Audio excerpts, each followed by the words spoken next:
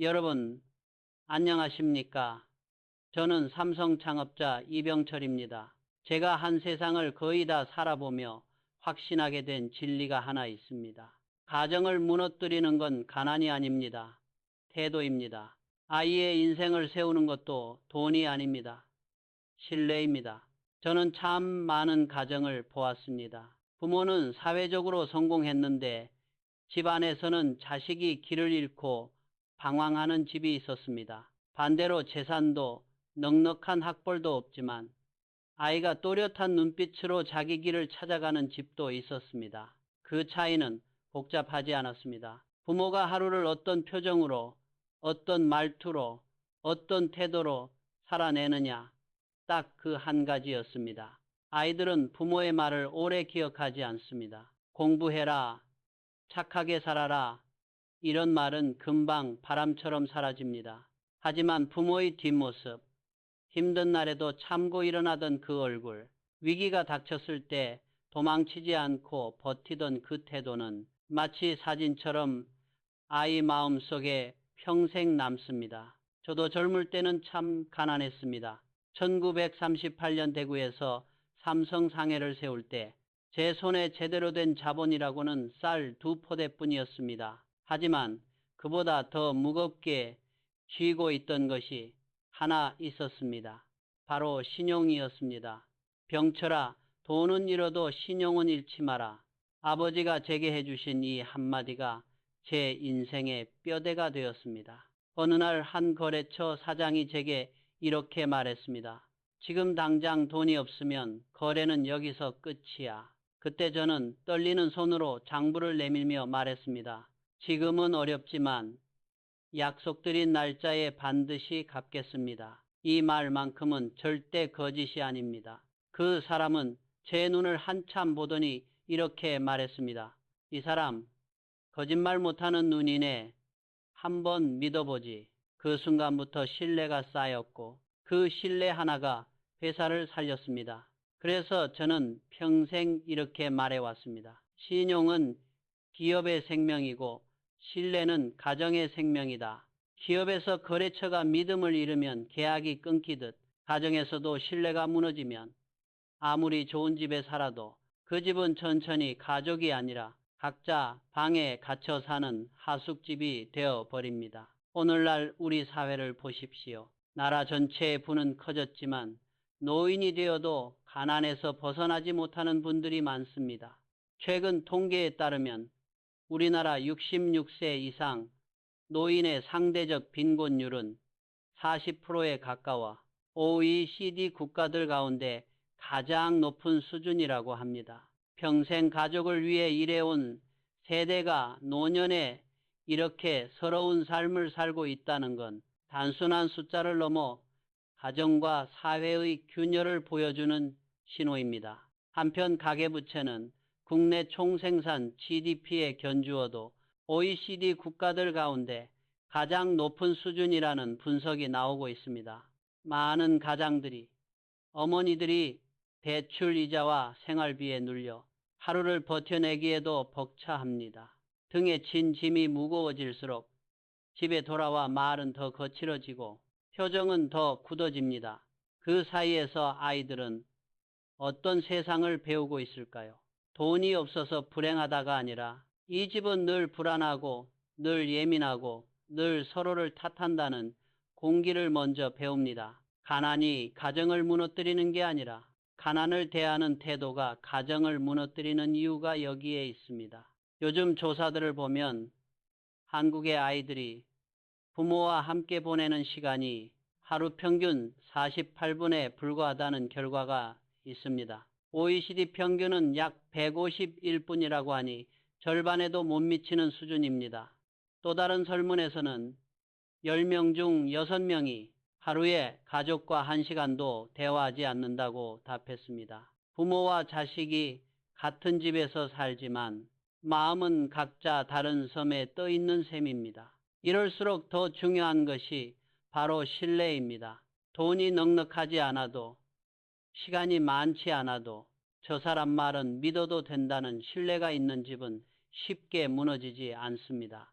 부모가 아이에게 한 약속을 지키면 그 아이는 세상을 조금은 덜 두려운 곳이라고 믿게 됩니다. 반대로 아무리 사소한 약속이라도 반복해서 깨지면 아이 마음속에는 세상은 믿을 수 없는 곳이라는 문장이 새겨집니다. 신용은 거창한 것이 아닙니다. 이번 주말에 같이 공원 가자. 오늘은 내 이야기를 먼저 들어볼게. 이렇게 한 번 입 밖으로 나온 말을 끝까지 붙들고 지키려는 그 태도, 그게 바로 가정에서의 신용입니다. 삼성 상해를 세우고 회사를 키워오면서 저는 직원들에게 늘 이렇게 말했습니다. 서류보다 중요한 것은 약속이고 계약보다 무거운 것은 말이다. 가정도 똑같습니다. 사랑한다는 말보다 먼저 필요한 건 내가 당신을 믿는다는 느낌입니다. 믿음이 없는 사랑은 오래가지 못합니다. 지금 이 영상을 보고 계신다면 아마 당신 마음속에도 이런 질문이 떠오를지 모릅니다. 나는 아이에게, 배우자에게 어떤 모습을 보여주고 있을까? 내 하루는 우리 가족의 내일에 어떤 흔적을 남기고 있을까? 아이들은 부모의 설교를 기억하지 않습니다. 대신 부모가 월급이 늦게 들어온 날 얼굴이 어떻게 굳어졌는지, 부부가 다투고 난 뒤에 서로에게 어떤 말로 마무리했는지를 기억합니다. 카드값 고지서를 들고 한숨을 쉬었는지, 아니면 그래도 다시 해보자 라고 말하며 어깨를 펴고 일어섰는지를 눈으로 보고 마음에 새깁니다. 제가 오늘 드리는 이야기는 책상 위에서 나온 이론도 교양 강좌에서 배운 지식도 아닙니다. 현장에서, 공장에서, 점포에서 수많은 실패와 오해, 그리고 다시 쌓아 올린 신뢰 속에서 몸으로 부딪히며 얻은 철학입니다. 신용 하나로 회사를 살려본 사람, 신뢰 하나로 가정을 지켜본 사람의 고집이라고 생각하셔도 좋습니다. 하지만 분명한 건 이 원리는 시대가 바뀌어도 변하지 않는다는 것입니다. 세계 경제가 흔들리고 기술이 바뀌고 아이들이 보는 세상이 스마트폰 화면 속으로 옮겨갔어도 말과 행동이 일치하는 어른을 만났을 때 아이의 마음엔 여전히 희망이 자랍니다. 이 영상을 끝까지 보신다면 당신의 가정에서 다시 따뜻한 대화가 시작되는 씨앗, 이미 금이 가있던 신뢰가 다시 피어나는 작은 단서를 분명 하나쯤은 얻으시게 될 겁니다. 그리고 영상을 다 보신 뒤 당신 마음에 남는 단어 하나를 댓글로 남겨주십시오. 신뢰, 도전, 성장, 혹은 당신만의 다른 단어여도 좋습니다. 그 한마디가 당신 가정의 내일을 바꾸는 첫걸음이 될지 모릅니다. 이제 다음 이야기부터는 그 신뢰를 어떻게 쌓아 올릴 것인가, 부모의 태도가 어떻게 아이의 인생을 바꿔놓는가를 조금 더 구체적으로 나누어 보겠습니다. 오늘 당신의 마음 한쪽에 조용히 묻고 시작해 보십시오. 나는 지금 어떤 태도로 내 가족을 대하고 있는가? 제가 평생 강조해 온 것은 단 하나였습니다. 태도는 말보다 크다. 행동은 말보다 오래 남는다. 기업을 세울 때도 그랬고 아이를 키울 때도 똑같았습니다. 아이들은 부모의 입을 따라 하지 않지만 부모의 하루를 그대로 따라합니다. 어른이 어떤 표정으로 하루를 견디는지 그 조용한 몸짓 하나하나가 아이의 내면에 깊게 새겨지는 것이지요. 제가 어릴 적 집안 형편은 넉넉하지 않았습니다. 아버지는 말수가 적으셨습니다. 무엇을 하라는 지시보다 무엇을 하지 말라는 꾸중보다 더 많은 건 침묵으로 보여주는 생활 태도였습니다. 새벽마다 누구보다 먼저 일어나 시장 준비를 하시고 낡은 장화를 꿰매 신으며 있으면 아껴 쓰고 없으면 견뎌라는 마음가짐을 몸으로 보여주셨습니다. 그 뒷모습이야말로 제 인생의 교과서였습니다. 그분은 절약하라는 말을 거의 하신 적이 없습니다. 하지만 저는 아버지의 손등에서 그 굳은 살에서 말보다 더 무거운 메시지를 읽었습니다. 검소함과 절제, 책임감이라는 가치는 그렇게 제 안에 자리 잡았습니다. 그래서 저는 말합니다. 행동으로 보여주는 교육은 말로 하는 교육보다 1000배는 강력하다고 삼성상회를 세운 뒤에도 저는 이 원칙을 회사 전체의 문화로 삼았습니다. 직원들에게 큰 소리로 지시하지 않았습니다. 대신 누구보다 먼저 출근했습니다. 밤늦게까지 남아 공장에 불을 끄고 마지막으로 문을 닫았습니다. 심지어 공장 바닥에 떨어진 먼지를 직접 쓸어내고 작은 쓰레기 하나도 제가 먼저 주웠습니다.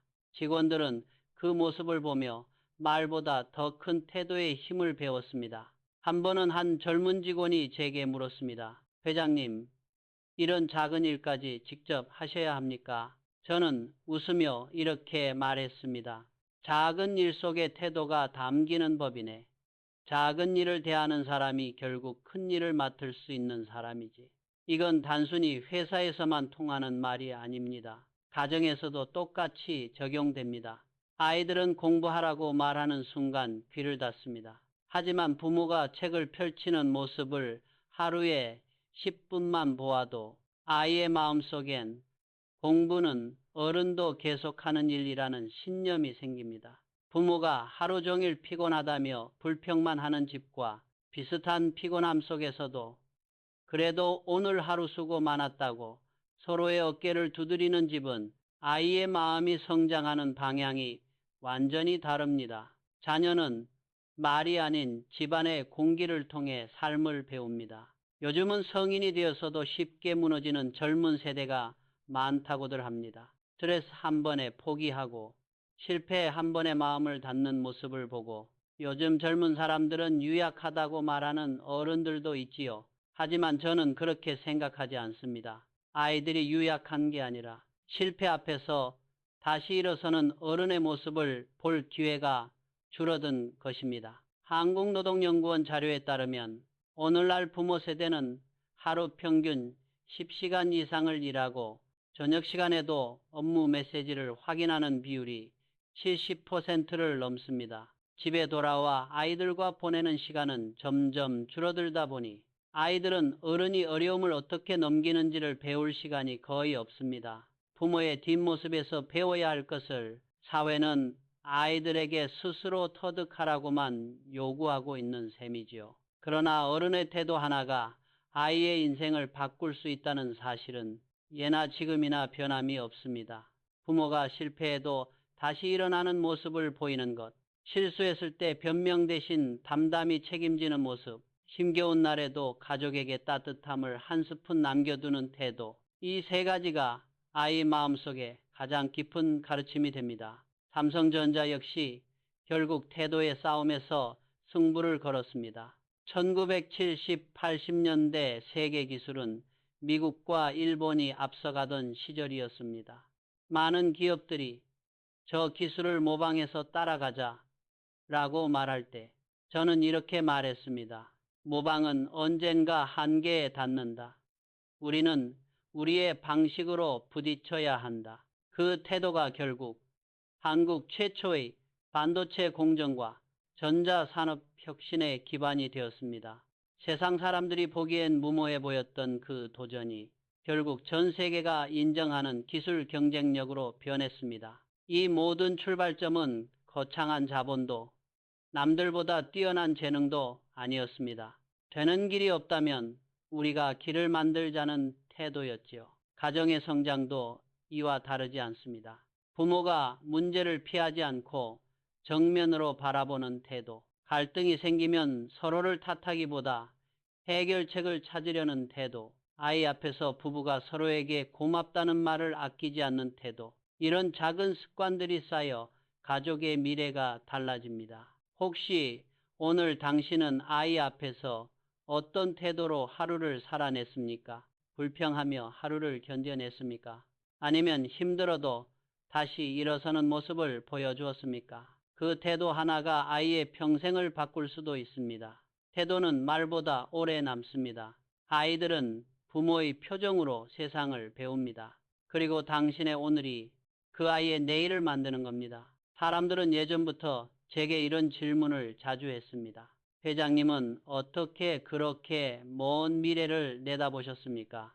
그럴 때마다 저는 웃으며 대답하곤 했습니다. 대단한 비밀은 없습니다.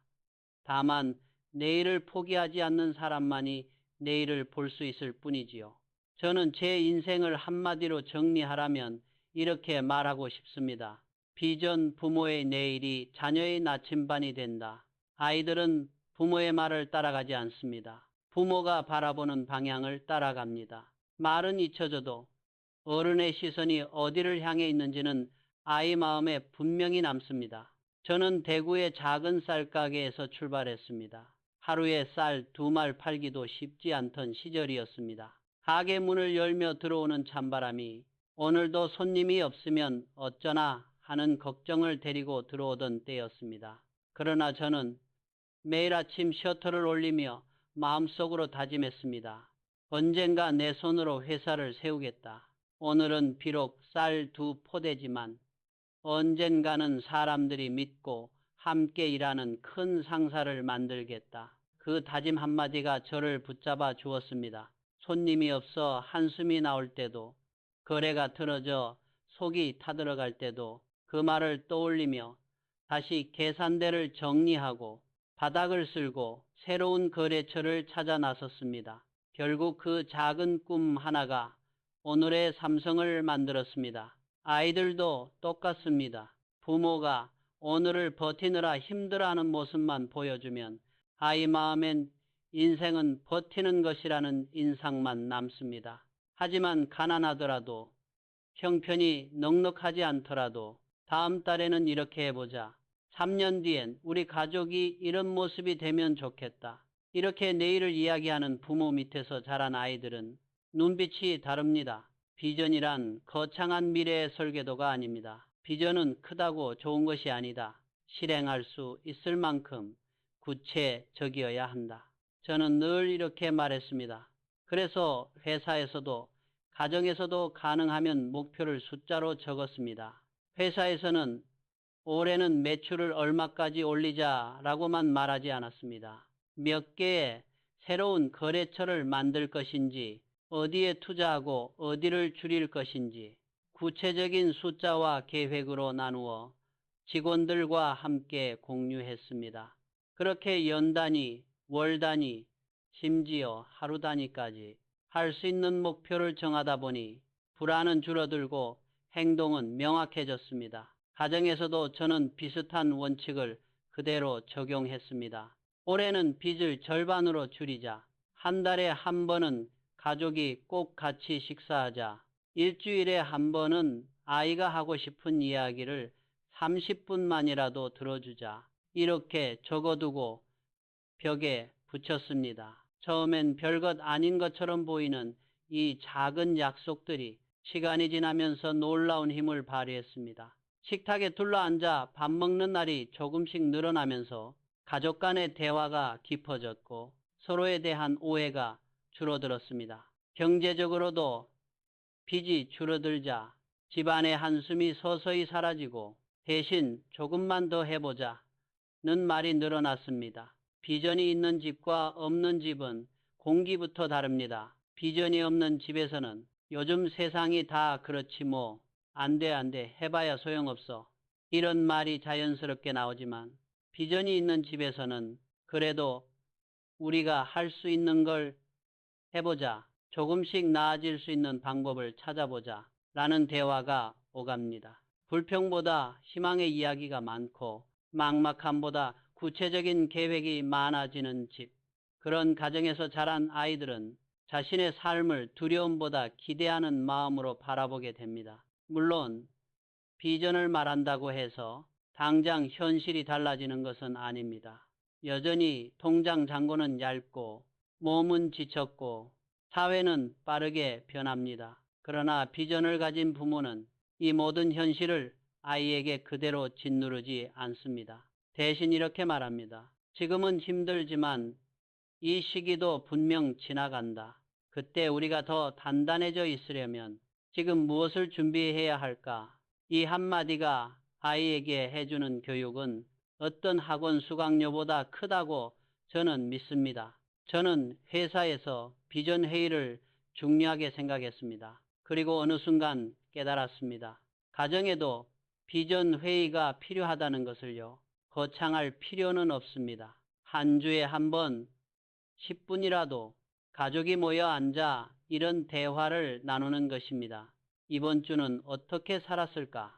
다음 주에는 무엇을 해보고 싶나? 우리 가족이 5년 뒤에 어떤 모습이면 좋겠니? 아이에게도 물어보십시오. 너는 10년 뒤 어떤 사람이 되고 싶니?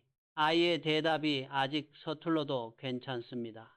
중요한 건 이 집은 내일을 이야기하는 집이라는 느낌입니다. 실제로 많은 교육 연구에서 부모와 함께 미래를 구체적으로 이야기해 본 경험이 있는 아이들이 진로 선택에서 덜 불안해하고 실패 후에도 더 잘 회복한다는 결과들이 나오고 있습니다. 아이 혼자만의 고민으로 내일을 감당하게 하지 말고 부모가 먼저 꺼내어 함께 나누어 주십시오. 비전이란 말은 어렵게 느껴질지 모릅니다. 하지만 본질은 간단합니다. 내일에 대해 포기하지 않는 마음, 그리고 그 마음을 가족과 나누는 습관입니다. 혹시 오늘 당신의 가족은 어떤 내일을 꿈꾸고 있습니까? 혹시 살기 바빠서 지금도 힘든데 무슨 내일이냐는 생각으로 그 대화를 미루고 있지는 않으십니까? 비전은 말이 아니라 공기의 온도입니다. 부모가 미래를 이야기하는 순간 집안의 공기는 조금 더 따뜻해지고 아이의 눈빛엔 작은 불빛이 하나 켜집니다. 당신이 오늘 내일에 대해 나누는 그 짧은 대화가 아이의 인생에 있어 내가 처음으로 희망을 배운 순간으로 기억될지도 모릅니다. 젊은 시절 사람들은 저를 두고 이렇게 말하곤 했습니다. 이병철은 무섭다. 그런데 이상하게 미워할 수가 없다. 그 말 속에 제가 평생 지키려 했던 철학이 담겨 있습니다. 저는 그것을 이렇게 부르고 싶습니다. 따뜻한 엄격함, 냉정 속의 온기. 1950년대 수원 제사공장에서 있었던 일입니다. 한 젊은 감독이 있었습니다. 그는 보고서를 부주의하게 작성했습니다. 작은 숫자 하나를 잘못 적은 탓에 큰 사고로 이어질 뻔했습니다. 사람들의 안전과 회사의 신뢰가 걸린 일이었습니다. 그날 저는 회의실로 그를 불러 크게 꾸짖었습니다. 책임이란 자네가 들고 있는 그 펜 끝에서 시작되는 걸세. 작은 실수 하나가 수많은 사람의 생명을 위태롭게 할 수 있다는 걸 잊지 말게. 순간 회의실 공기는 얼어붙었습니다. 주변 직원들은 숨소리조차 죽이며 저는 어떤 결정을 내릴지 지켜보고 있었습니다.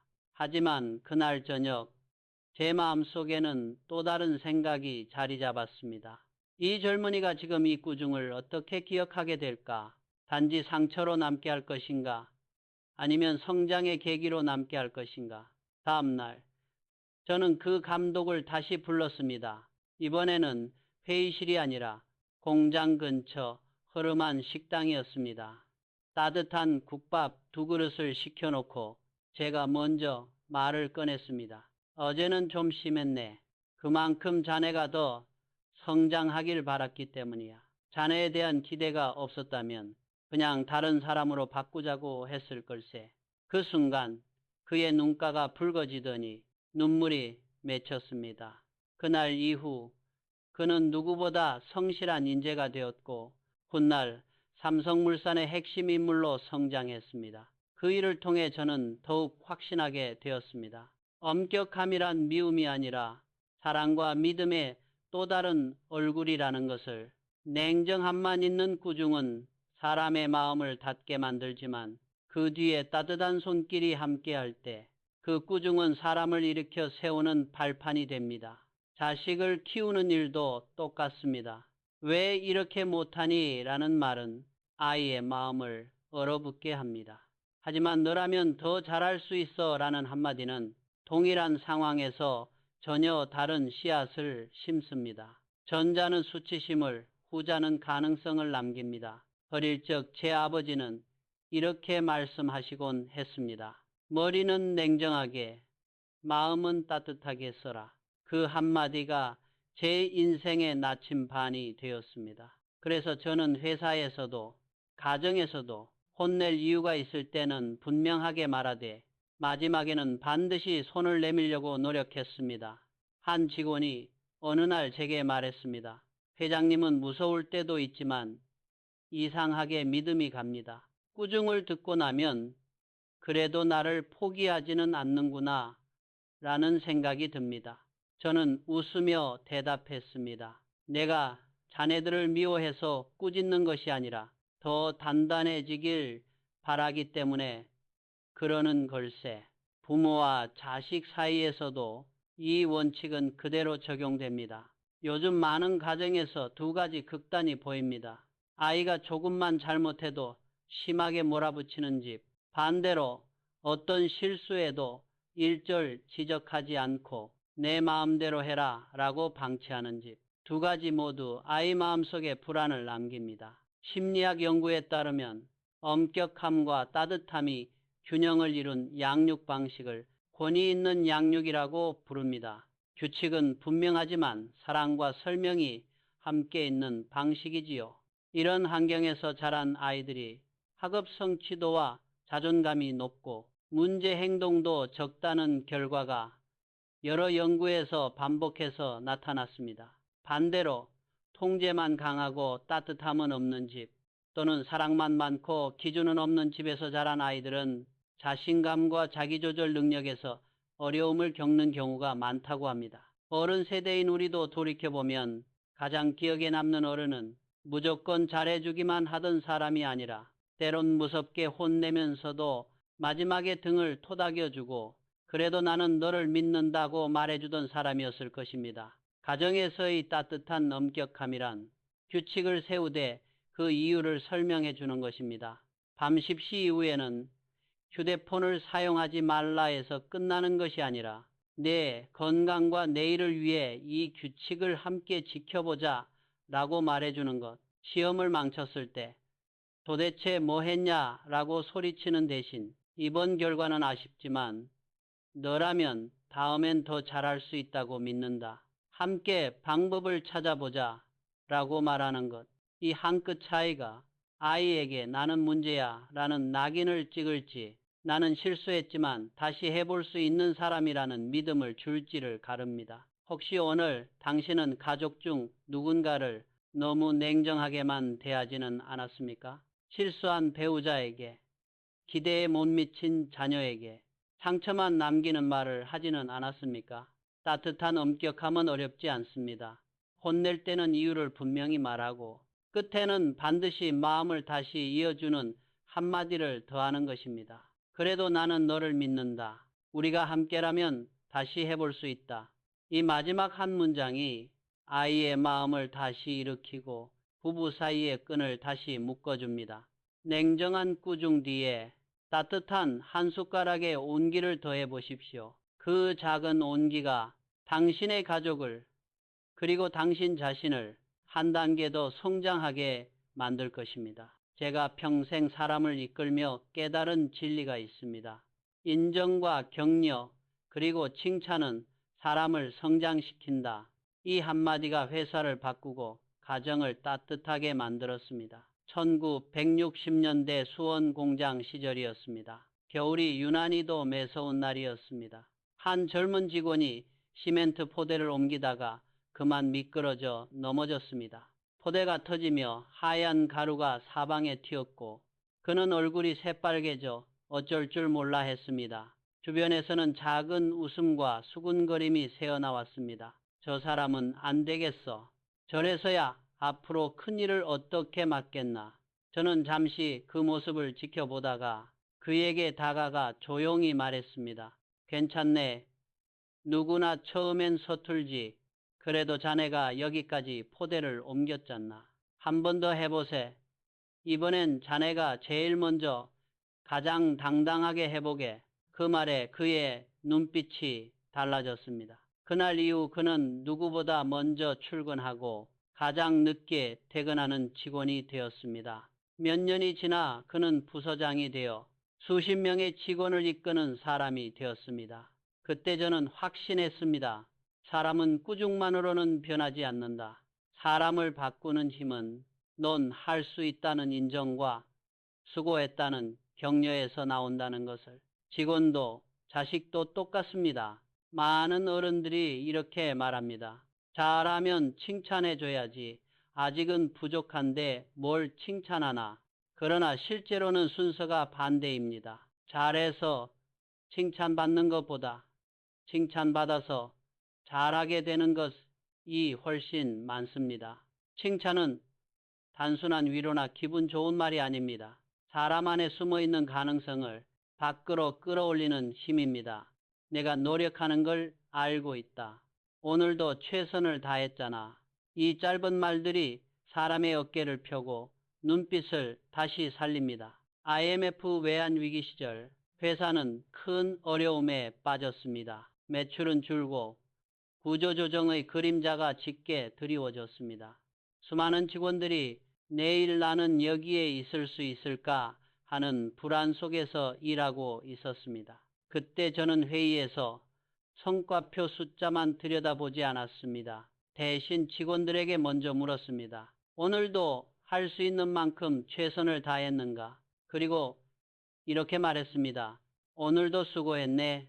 그걸로 충분하네. 지금 우리가 할 수 있는 건 각자의 자리에서 최선을 다하는 것뿐이네. 그 짧은 한마디에 직원들의 어깨가 조금 펴지고 눈빛에 다시 불이 들어오는 것을 저는 분명히 보았습니다. 그 눈빛이 회사를 다시 일으켰습니다. 경제 위기를 넘긴 힘은 결국 숫자 이전에 나는 혼자가 아니다 라는 믿음이었습니다. 가정에서도 똑같습니다.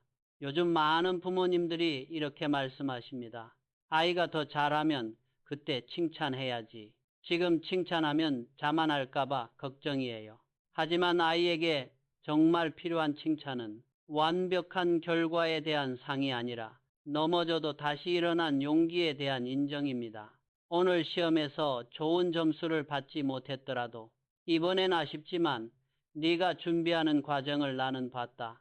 다음엔 그 경험이 분명히 도움이 될 거야.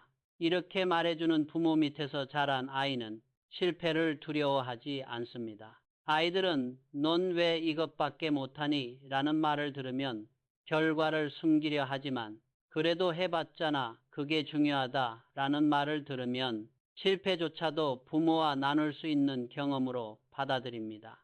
심리학 연구들에서도 긍정적인 피드백이 사람의 동기와 성취를 높인다는 사실이 반복해서 확인되고 있습니다. 특히 어린 시절에 능력 자체를 칭찬하기보다는 노력과 과정을 칭찬받은 아이들이 어려운 문제를 만나도 더 오래 도전하고 실패했을 때 다시 시도할 가능성이 높다는 결과들이 보고됩니다. 넌 똑똑하구나 라는 말보다 네가 포기하지 않고 끝까지 해냈구나 라는 말이 아이의 마음에 더 단단한 뿌리를 내리는 이유가 여기에 있습니다. 회사에서도 저는 늘 이렇게 말했습니다. 결과보다 마음을 봐라. 숫자보다 노력의 방향을 봐라. 그래서 실적이 좋지 않을 때도 정말 최선을 다한 직원에게는 수고했네. 오늘은 여기까지인 걸세. 내일은 오늘보다 한 걸음만 더 가보세. 이렇게 말하려고 애썼습니다. 가정에서도 마찬가지입니다. 실패한 자녀에게 괜찮아, 넌 해봤잖아. 도전해본 사람이 결국 더 멀리 간단다. 이 한마디가 아이의 자존심을 지켜줍니다. 자존심이 지켜져야 다시 도전할 힘도 생깁니다. 혹시 오늘 당신은 가족 중 누군가에게 수고했어, 고맙다 라는 말을 건네셨습니까? 하루 종일 자신의 자리를 지킨 배우자에게, 서툴지만 나름대로 애쓴 자녀에게 그 한마디를 아끼고 있지는 않으십니까? 인정과 격려는 돈이 들지 않습니다. 하지만 그 가치는 어떤 선물보다 큽니다. 나이가 들어갈수록 사람은 잔소리보다 내 마음을 이해한다는 말, 지적보다 그래도 나는 너를 믿는다는 말에 더 오래 마음을 열게 됩니다. 회사를 움직인 힘이 성과표가 아니라 사람들의 눈빛이었다면 가정을 지탱하는 힘 역시 완벽한 자녀, 완벽한 배우자가 아니라 서로에게 건네는 짧은 격려의 말입니다. 오늘 잠자리에 들기 전에 가족 중 한 사람에게만이라도 이렇게 말해 보십시오. 오늘도 수고했어. 네가 노력하는 걸 내가 알고 있어. 그 짧은 한 문장이 그 사람의 하루를 지탱해주는 기둥이 될지 모릅니다. 그리고 언젠가 그 사람은 이렇게 기억할 것입니다.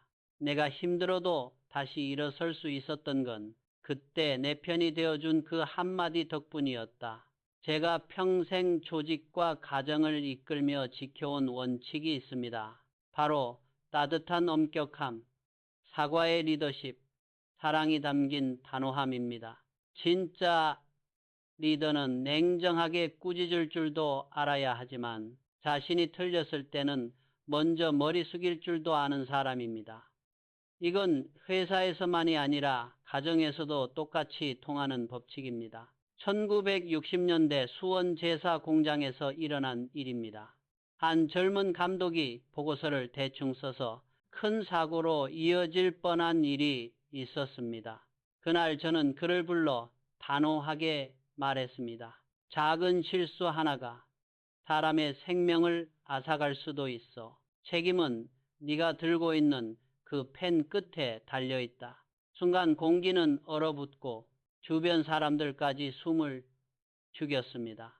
하지만 그날 밤 집으로 돌아와 생각해보니 마음 한구석이 편치 않았습니다. 그에게 남은 건 두려움뿐일까 아니면 책임감일까? 오늘의 꾸중이 상처로 남을까? 성장을 위한 자극으로 남을까? 저는 그 질문을 스스로에게 여러 번 던졌습니다. 그래서 다음날 저는 그 젊은이를 다시 불렀습니다. 이번에는 회의실이 아니라 공장 식당에서 따뜻한 국밥 한 그릇을 같이 먹으며 이야기했습니다. 어제는 너무했다. 미안하네. 그만큼 자네가 더 성장하길 바랐던 거야. 그냥 포기할 사람이라면 어제처럼 말하지도 않았을 걸세. 그 순간 그의 눈에 눈물이 맺혔습니다. 제 앞에서 고개를 푹 숙이며 말했습니다. 회장님, 더 열심히 하겠습니다.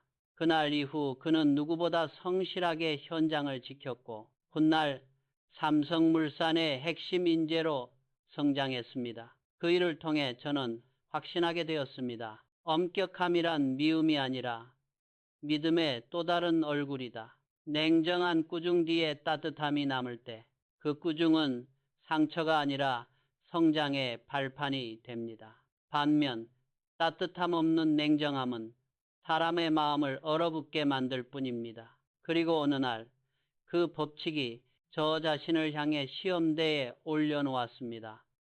1980년대 초 사우디 공사 현장에서 벌어진 일입니다. 자재 수급이 늦어져 공정이 크게 밀렸습니다. 현장은 혼란스러웠고 저는 회의 자리에서 목소리를 높였습니다. 왜 이렇게 준비가 부족한가? 이렇게 해서야 우리가 신뢰를 지킬 수 있겠나? 직원들의 표정은 굳어졌고 회의실 공기는 무거운 돌처럼 내려앉았습니다. 하지만 며칠 뒤 세부 보고를 다시 확인해 보니 그건 제 판단 착오였습니다. 현장에서 이미 여러 변수를 대비해 움직이고 있었지만 제가 그 노력들을 충분히 듣지 못하고 먼저 감정을 앞세운 것이었습니다. 그날 저는 다시 회의를 열었습니다. 그리고 직원들 앞에서 이렇게 말했습니다. 이건 내 잘못이네. 상황을 충분히 확인하지 못하고 화를 낸 건 미안하네. 자네들은 그동안 각자의 자리에서 최선을 다하고 있었네. 그 사실을 내가 먼저 봤어야 했어. 순간 회의실이 조용해졌습니다. 누군가는 고개를 숙였고 누군가는 숨을 고르듯 천천히 숨을 들이켰습니다. 그리고 한참 후 한 직원이 울먹이며 말했습니다. 회장님 같은 분이 미안하다는 말을 하시는 걸 보니 저희도 잘못을 숨기지 않고 솔직해져야겠다는 생각이 듭니다. 그날 이후 우리 팀에서는 문제가 생기면 서로를 탓하지 않았습니다. 누구 때문이냐 보다 어디서부터 다시 고쳐야 하느냐를 먼저 이야기했습니다. 잘못을 감추기보다 먼저 보고했고 함께 해결책을 찾았습니다. 그 신뢰가 회사를 살렸습니다. 저는 그때 확실히 깨달았습니다. 사과는 약함이 아니라 진짜 리더의 힘이라는 것을 위에서 내려다보는 사람은 사과하기 어렵습니다. 하지만 같은 눈높이로 서서 이 부분은 내가 잘못했다고 인정하는 사람 옆에는 사람들이 오래 남습니다.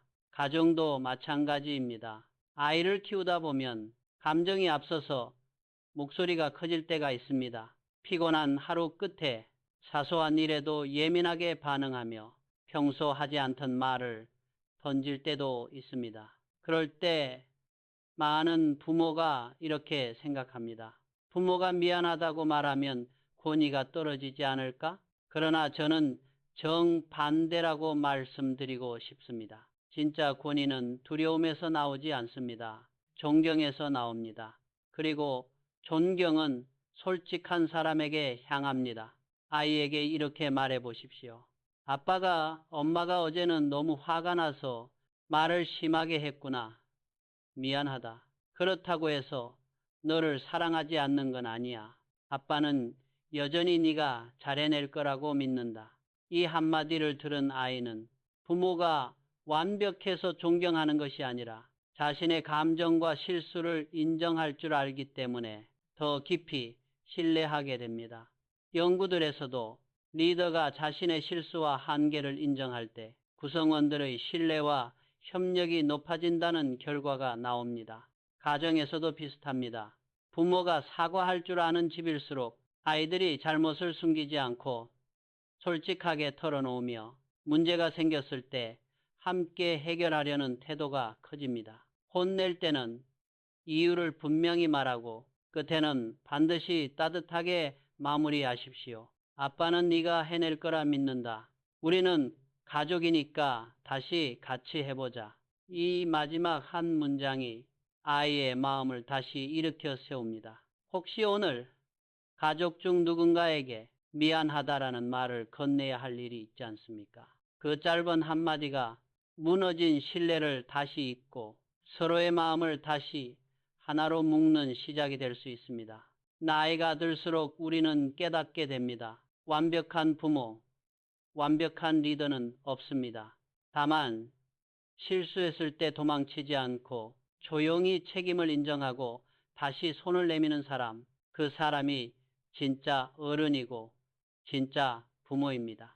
제가 평생 기업을 경영하며 또 한 사람의 남편이자 아버지로 살아오며 깨달은 인생의 진리가 있습니다. 성장, 배움, 현장, 감정, 리더십.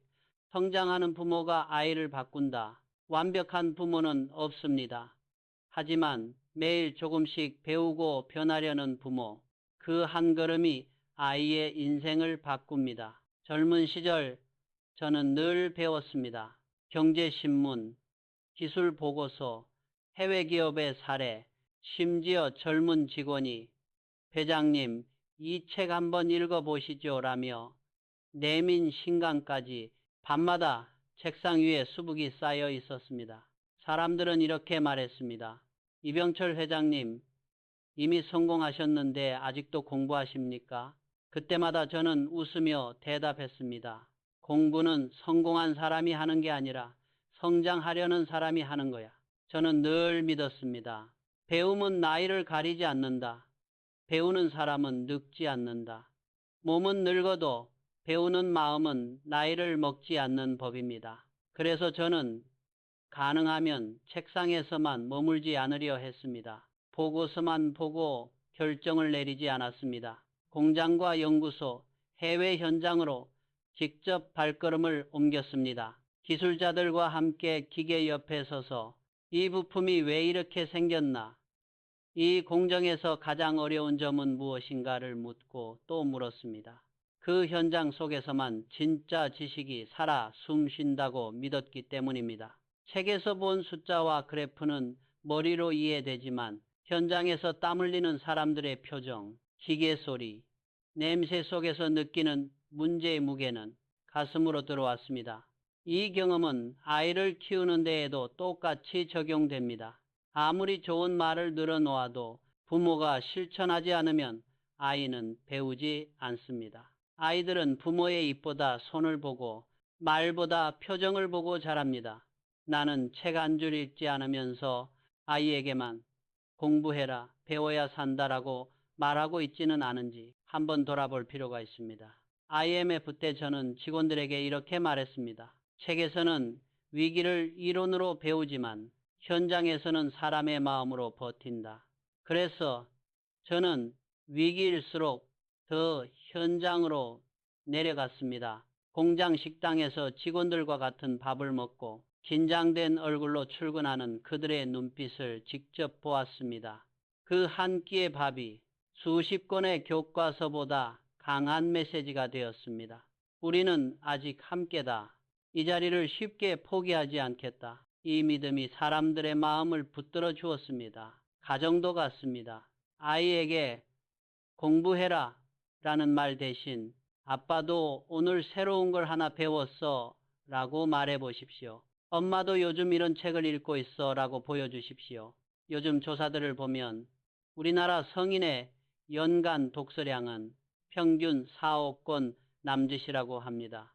특히 60대 이상 세대에서는 책을 거의 읽지 않는다고 답한 비율이 절반 가까이 된다는 보고도 있습니다. 하지만 동시에 평생교육과 제2의 인생을 위해 대학문화센터, 온라인 강좌를 찾는 중장년층이 해마다 꾸준히 늘어나고 있다는 통계도 있습니다. 이 말은 무엇을 뜻하겠습니까? 나이 들어서 무슨 공부냐? 라는 말이 이제는 더 이상 통하지 않는 시대가 되었다는 것입니다. 배움을 멈추지 않는 부모는 아이에게 말로 하지 않아도 이런 메시지를 전합니다. 사는 동안 우리는 계속 커갈 수 있다. 아이들은 학교에서 지식을 배우지만 어른이 어떻게 배우는지는 집에서 봅니다. 부모가 새로운 기술을 배우고 시대 변화를 따라잡기 위해 노력하는 모습을 보면서 아이들은 자연스럽게 이렇게 느낍니다. 배움은 시험을 위한 것이 아니라 나 자신을 더 나은 사람으로 만드는 일이구나. 그리고 또 하나, 제가 중요하게 여긴 것은 감정을 다스리는 리더십이었습니다. 리더의 얼굴이 조직의 공기를 바꾸듯 부모의 얼굴이 집안의 온도를 바꿉니다. 화가 날 때마다 저는 잠시 숨을 고르려 했습니다. 90초만 아무 말도 하지 않고 천천히 호흡을 가다듬었습니다.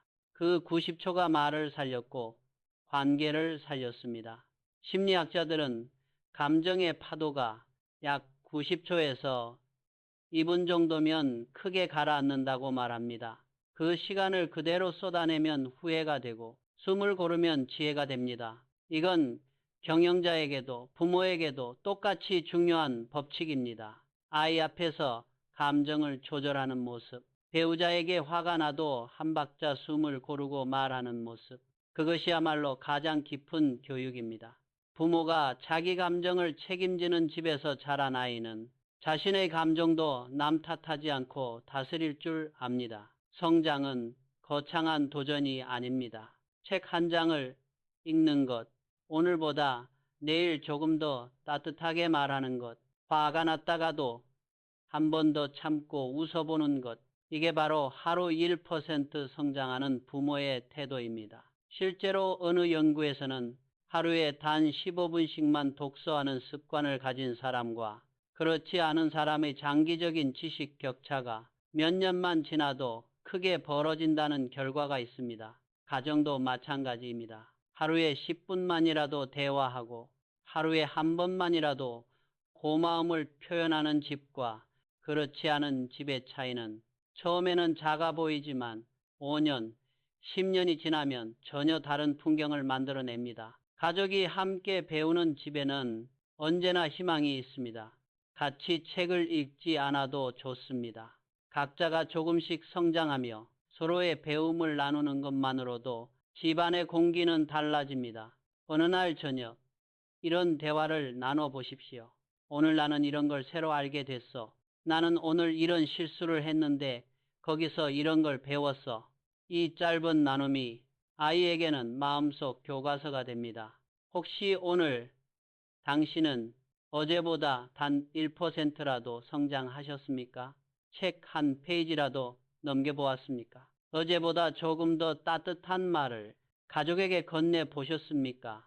그 작은 변화가 내일의 당신을 그리고 당신의 아이를 바꿀 것입니다. 성장하는 부모 곁에서 자라는 아이는 나이와 상관없이 늘 이렇게 느낄 것입니다.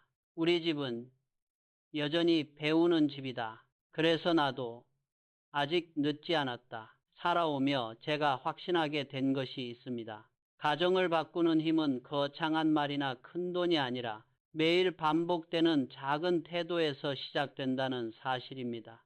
오늘 이야기하고 싶은 것은 부모의 7가지 자세입니다. 이것은 단지 교육법이 아니라 삶의 품격을 만드는 습관입니다. 첫째, 신용과 신뢰입니다. 가족에게 한 약속은 세상의 어떤 계약서보다 무겁습니다. 회사에서의 계약은 위약금을 물면 끝날 수 있지만 가정에서의 약속은 깨지는 순간 아이의 마음에 보이지 않는 금이 갑니다. 한번 말한 것은 지킨다. 이 태도가 쌓여 집안의 공기가 달라집니다. 작은 약속이라도 끝까지 지키는 부모를 보며 아이들은 세상을 믿는 법을 배웁니다. 요즘 뉴스들을 보면 학교 폭력이나 온라인 사기의 이면에는 사람을 기본적으로 믿지 못하는 마음이 깔려 있는 경우가 많습니다. 어릴 때부터 약속이 쉽게 깨지는 환경에서 자란 아이들은 누군가를 믿는 법을 배우지 못합니다. 그래서 때로는 먼저 상처 주는 쪽이 되거나 또는 끊임없이 의심하며 마음을 닫아버립니다. 반대로 우리 집은 말한 건 지키는 집이다 라는 믿음이 자리 잡으면 아이는 세상을 향해 조금은 더 담대하게 한 걸음을 내디딜 수 있습니다. 둘째, 태도입니다. 말보다 행동으로 보여주는 힘입니다. 아이들은 부모의 등을 보고 자랍니다. 검소하고 절제된 하루, 힘들어도 짜증 대신 오늘도 잘 버텼다고 스스로를 토닥이는 모습, 실수했을 때 남 탓보다 먼저 자기 몫을 돌아보는 태도, 이 평온한 표정 하나하나가 자녀의 마음을 키우는 교과서가 됩니다. 부모가 늘 세상을 비난하고 누군가를 욕하며 나는 피해자라는 말만 반복한다면 아이는 세상을 두려움과 원망의 눈으로 보게 됩니다. 하지만 같은 상황에서도 그래도 우리가 할 수 있는 게 뭘까라고 묻는 부모 밑에서 자란 아이는 문제를 만나도 해결책을 먼저 떠올립니다. 3년 후, 5년 후 그 둘의 삶은 전혀 다른 길을 걷게 될 것입니다. 셋째, 비전입니다. 부모의 내일이 자녀의 방향이 된다. 삼성의 시작은 대구의 작은 미국상 쌀 2포대에서 출발했습니다. 그러나 언젠가 제대로 된 회사를 세우겠다는 조용한 한마디가 세상을 바꾸는 첫걸음이 되었습니다. 가정에서도 마찬가지입니다. 5년 뒤 우리 가족은 어떤 모습이면 좋을까? 이 질문 하나가 아이의 꿈을 키웁니다. 여기서 중요한 것은 거창한 목표가 아닙니다. 우리 가족은 서로에게 소리 지르지 않는 집이 되자. 1년에 한 번은 꼭 여행을 가자. 부모도 1년에 책 3권은 읽자. 이렇게 현실적인 약속부터 시작해 보십시오. 넷째, 실패입니다. 넘어져도 다시 일어서는 법을 보여주는 것. 부모가 실패를 숨기지 말고 다시 도전하는 모습을 보이십시오. 사업이 잘못되었을 때, 투자가 실패했을 때, 직장에서 어려움을 겪었을 때 아이에게 이런 말을 해보는 것입니다. 이번에는 내가 잘못 판단했구나. 하지만 여기서 끝내지 않을 거야. 다시 해보려고. 이 한 장면이 자녀의 평생 유산이 됩니다. 아이들은 완벽한 부모를 존경하는 것이 아니라 넘어져도 다시 일어나는 부모를 존경합니다. 다섯째, 인정과 격려입니다. 노력하는 과정을 칭찬하는 것. 오늘도 최선을 다했지. 그걸로 충분하다. 이 짧은 한마디가 아이의 내면에 불을 붙입니다. 실제로 세계 여러 연구에서 긍정적인 인정과 격려를 받은 아이들이 학업과 직장에서 더 높은 성취를 보이고 정서적으로도 더 안정적이라는 결과가 이어지고 있습니다. 특히 결과보다 노력을 칭찬받은 아이들이 실패 후에도 쉽게 포기하지 않는다는 사실이 여러 번 확인되었습니다. 어른도 마찬가지입니다. 직장에서 아무리 힘든 하루를 보내도 집에 돌아왔을 때 오늘도 수고했어라는 말 한마디를 들으면 다음 날을 버틸 힘이 생깁니다. 여섯째, 따뜻한 엄격함과 사과의 리더십입니다. 혼낼 때는 분명하게, 그러나 마지막엔 반드시 손을 내미십시오. 아빠가 이렇게 말하는 건 네가 더 나은 사람이 되길 바라기 때문이야. 그리고 필요하다면 아까는 내가 너무 화를 냈다. 미안하다. 이 말까지 할 줄 아는 것이 진짜 어른의 품격입니다. 부모가 미안하다고 말하면 권위가 떨어진다고 생각할지도 모릅니다. 하지만 진짜 권위는 두려움이 아니라 존경에서 나옵니다. 그리고 존경은 실수했을 때 책임을 인정하는 사람에게 향합니다. 일곱째, 성장입니다. 매일 1%라도 배우고 바뀌는 부모, 책 한 권, 대화 한 번, 현장 한 걸음, 이 작고 꾸준한 배움이 가정의 온도와 아이의 미래를 바꿉니다. 오늘은 스마트폰과 인터넷 덕분에 지식과 정보가 넘쳐납니다. 하지만 아이들이 정말 보고 싶어하는 건 유튜브 속 전문가가 아니라 눈앞에서 조금씩 변해가는 부모의 모습입니다. 아빠도 요즘 이런 걸 배우고 있어. 엄마도 예전엔 이런 걸 잘 못했는데 요즘 조금씩 연습해 보고 있어. 이 말은 아이에게 이렇게 들릴 것입니다. 실수해도 괜찮구나. 천천히라도 나아지면 되는 거구나. 이 7가지는 결국 한 가지로 이어집니다. 부모가 변하면 가정이 변한다. 완벽할 필요는 없습니다. 완벽하려고 할수록 좌절과 자기 비난만 깊어집니다. 중요한 건 오늘보다 내일 조금 더 따뜻하고 조금 더 성숙해지려는 의지입니다. 그 작은 한 걸음이 가정을 지탱하는 진짜 힘입니다. 혹시 지금 이 영상을 보시며 당신 마음에 남은 단어가 있습니까? 신뢰, 비전, 용기, 성장, 어떤 단어라도 괜찮습니다. 그 단어 하나를 종이에 적어 책상 위에 올려두거나 휴대폰 메모에 적어 두십시오. 그리고 마음이 흔들릴 때마다 한 번씩 꺼내보십시오. 그 한마디가 내일의 당신을 바꾸는 시작이 될지도 모릅니다. 이제 이야기를 마무리할 때가 된 것 같습니다. 하지만 마무리란 끝이 아니라 당신 삶의 새로운 장을 여는 시작이 되기를 저는 바랍니다. 오늘 우리가 함께 나눈 7가지 부모의 자세, 다시 한번 조용히 정리해 보겠습니다. 첫째, 신용과 신뢰. 가족에게 한 약속은 세상 그 어떤 계약보다 무겁습니다. 한번 말한 것은 지키려 애쓴다는 태도, 조금 늦더라도 반드시 지킨다는 마음가짐이 집안의 공기를 바꿉니다. 둘째, 태도. 말보다 행동이 먼저입니다. 아이들은 부모의 등을 보고 자랍니다. 검소한 삶, 절제된 말, 스스로를 다잡는 뒷모습이 아이의 마음속에 평생의 교과서로 남습니다. 셋째, 비전. 부모의 내일이 자녀의 방향이 됩니다. 우리 가족은 앞으로 어떤 모습이 되고 싶은가? 이 질문을 함께 나누는 집과 그저 하루하루 버티기만 하는 집의 차이는 5년, 10년 뒤 전혀 다른 인생을 만들어냅니다. 넷째, 실패. 넘어져도 다시 일어서는 법을 보여주는 것입니다. 부모가 실패를 숨기지 않고 이번엔 내가 잘못했구나. 하지만 여기서 끝내지 않겠다 라고 말하는 장면. 그 한 장면이 자녀에게 평생의 유산이 됩니다. 다섯째, 인정과 격려. 결과보다 노력을, 성공보다 도전을 칭찬하는 것. 오늘도 수고했지. 그걸로 충분하다. 이 짧은 한마디가 아이의 마음에 다시 도전할 용기를 불어넣습니다. 여섯째, 따뜻한 엄격함과 사과의 리더십. 혼낼 때는 이유를 분명히 말하고 마지막에는 반드시 손을 내미는 것. 필요하다면 미안하다고 먼저 말할 줄 아는 용기. 그 용기가 신뢰를 만들고 사랑을 단단하게 묶어줍니다. 일곱째, 성장.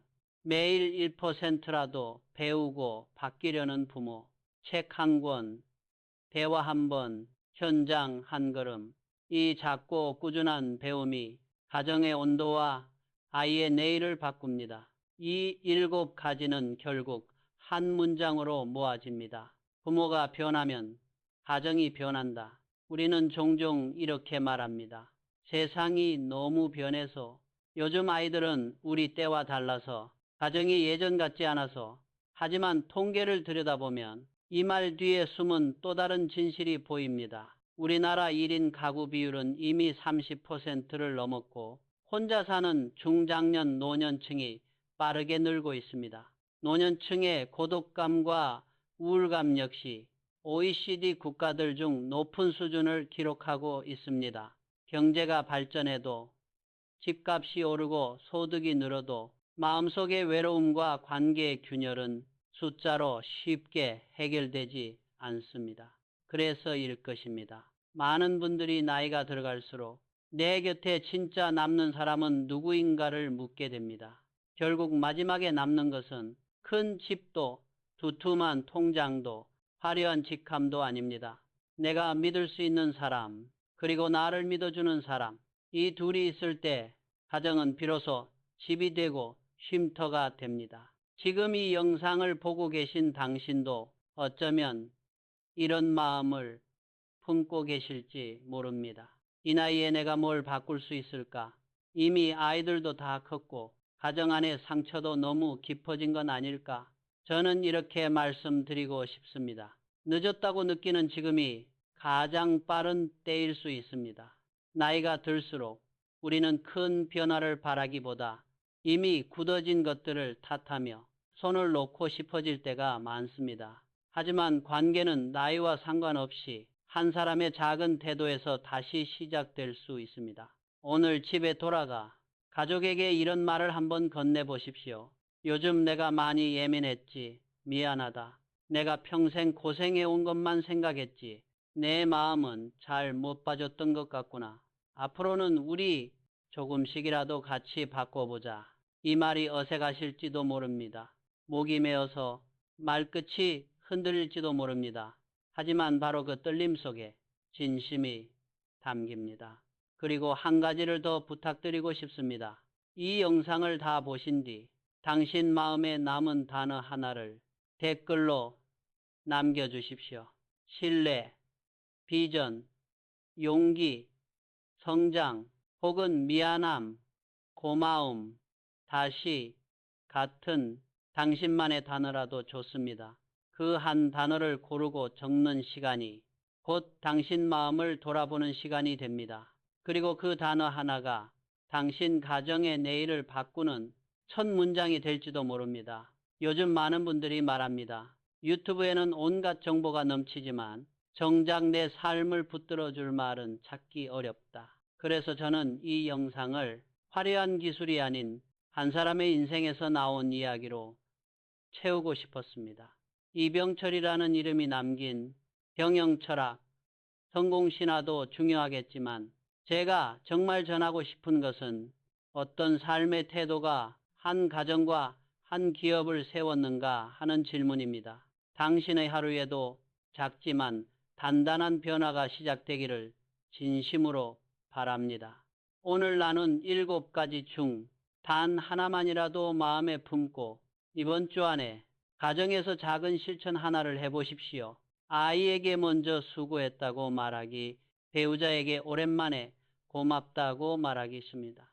저녁 식탁에서 우리 가족의 5년 뒤 모습에 대해 이야기해보기, 오늘 잘못한 말이 떠오른다면 미안하다고 먼저 말해보기, 이 중 하나만 해도 좋습니다. 그 작은 실천이 당신 가정의 공기를 조금 더 따뜻하게 데워줄 것입니다. 만약 오늘 이야기가 당신 마음 한 구석에라도 닿았다면 좋아요와 구독으로 함께 해 주십시오. 이 작은 행동이 당신과 같은 길을 걷는 다른 누군가에게 또 다른 위로와 용기가 되어 돌아갈 것입니다.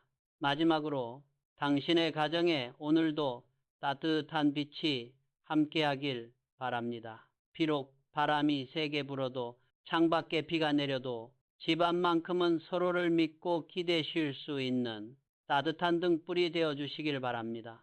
지금 이 순간 당신이 떠올린 그 한 단어가 당신 인생의 다음 장을 여는 제목이 되기를 바라며 인사를 드립니다. 감사합니다.